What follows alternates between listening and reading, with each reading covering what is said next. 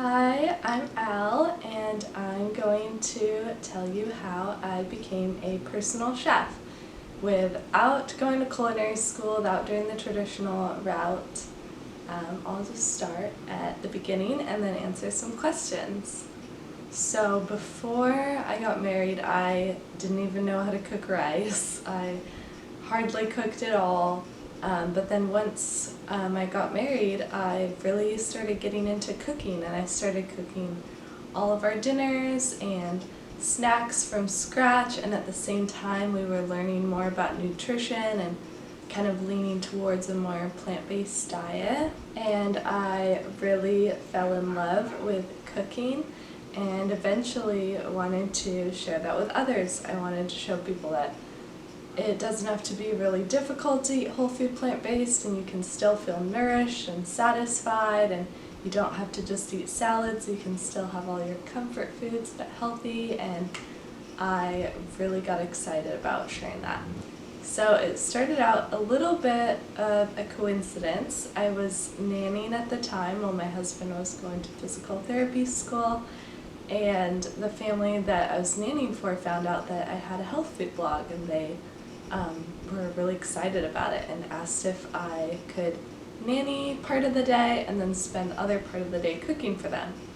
And so I did that, and I really loved it, and I started thinking, oh, like, I love nannying, it's so fun, but I really can see myself like turning the second part of the day, this personal chefing, into a career.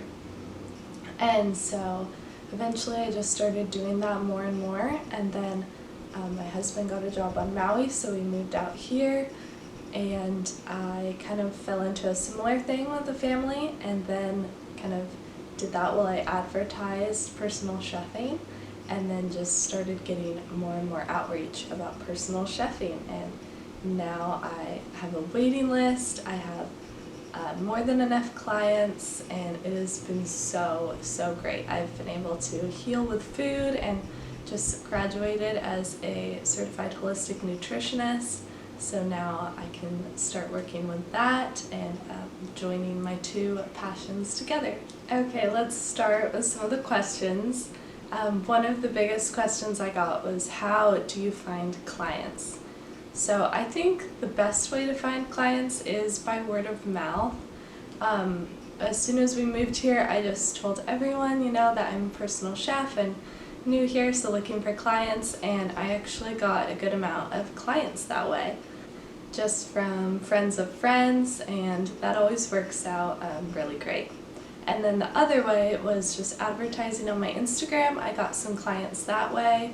I also posted on some Facebook groups. That is a really great way to advertise. I just posted some photos and a link to my page that gave some more information. But yeah, that is how I found clients. Okay, another question that I get often is, how did I do my pricing? How did I figure out how I wanted to price myself?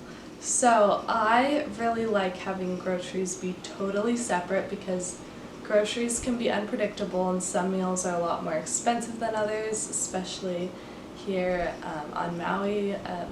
They're like cashews or certain fruits or things are really expensive. So I like to have groceries separate, and then I have my fees, and I just have flat rates for dinner, lunches, and baked goods.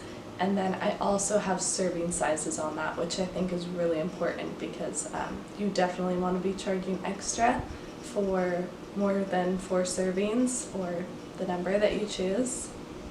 But yeah, pricing, you can look at my pricing for an example, but I think it would change a lot varying state to state. Another question that I get a lot is, where do you get your meals? So I am constantly testing meals. I have recipes on my blog that I've developed, but then I also cook recipes from my favorite blogs for my clients. And so I'm constantly testing and trying out new recipes, and I keep a PDF where I have all my favorites, and then when I start with a new client, I give that to them, and they can kind of look through and pick their favorites, and then we make a meal plan based off of that. Okay, that is all of the questions I'm going to answer today. I hope that this is helpful if you're just curious about personal chefing or if you want to become a personal chef. It was a lot easier of a process than I anticipated. The hardest thing is getting started, so if you are passionate about cooking, I really encourage you to try it out. Maybe it will be for you. Thanks for watching. If you could like and subscribe, that would be amazing.